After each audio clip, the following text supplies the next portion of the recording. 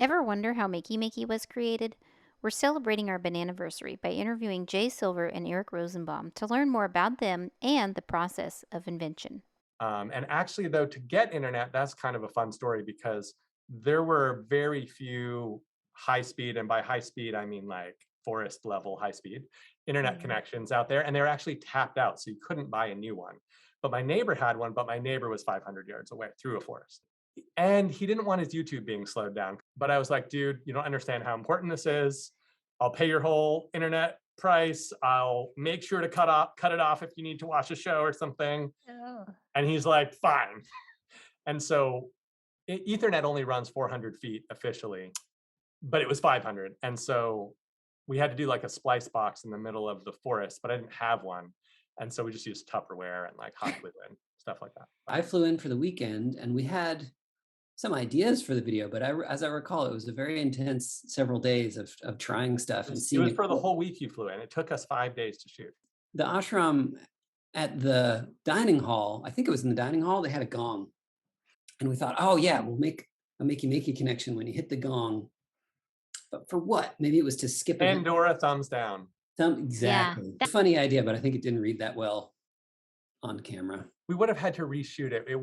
There's a lot of things that you just have to like fill the screen and get the order of things correct, and it has to make sense, and you have to like see that you're clicking when you're gonging, because like this is so abstract when you're trying to show what's happening. So It was so hard to show the computer screen and what was happening in the world. One thing people don't realize is that there's a lot to tell about that Dance Dance Revolution game that Jay was playing by jumping into buckets of water. One of them is that if you look at it, the screen is facing you, the viewer, so he couldn't see it. He had to memorize the dance, and it took a lot of tries. But he actually could run through the first little bit of the song successfully, which was very impressive. you know, we really did hit a stride. There was a bunch of stuff that we didn't shoot, and there was a bunch of stuff that we started to shoot but couldn't see a path through. But everything we shot, it was like an 80% hit rate. Like there wasn't a lot of Yeah. stuff that didn't make it. There was also a reason that our hands were covered with Band-Aids.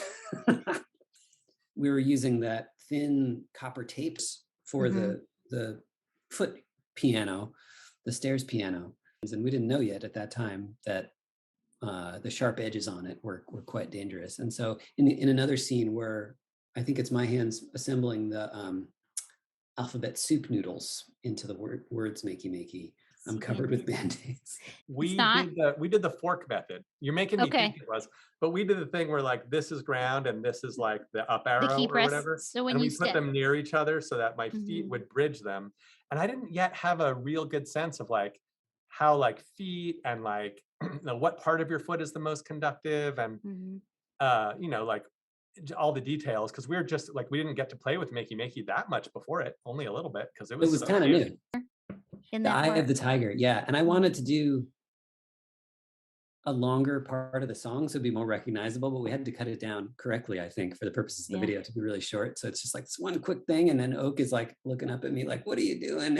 Why did you just do the 7 times?